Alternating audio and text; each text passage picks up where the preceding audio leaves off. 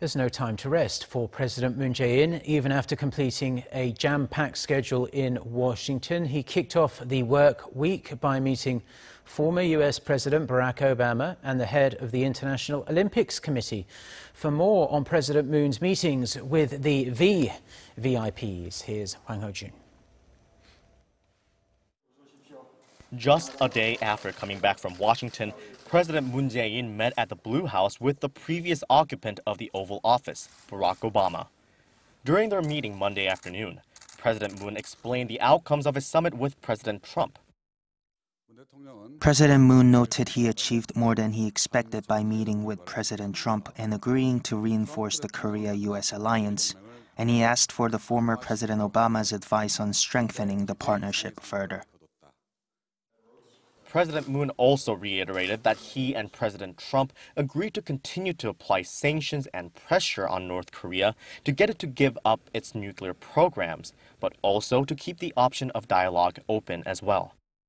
Former President Obama is in Korea to speak at the Asian Leadership Conference hosted by the 조선일보, a Korean newspaper. He replied that in Washington there is bipartisan and wholehearted support for this whole Washington alliance, and that he believes the alliance will only grow stronger thanks to the strong support for South Korea among the American people.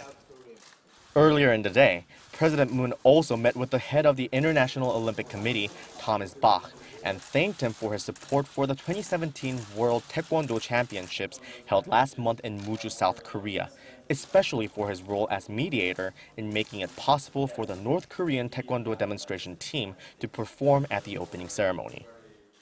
그동안 남북 관계가 꽉 막혀 있었는데 그렇게 스포츠 분야에서 서로 교류할 수 있는 길을 열어주셔서 감사드립니다. Regarding the 2018 Winter Olympics just around the corner, they also shared their thoughts on possible participation by the North Korean team.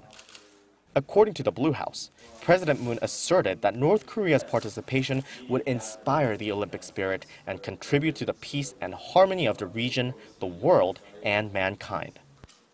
The IOC president said he welcomed President Moon's efforts for peace and dialogue through sports, saying it reflects the spirit and values of the Olympic Games. With the Pyeongchang Winter Olympics just 7 months away, President Moon pledged the government will do its best to build enthusiasm for the Games and make the first major international event of the administration a success. Hwang Hojun, Arirang News.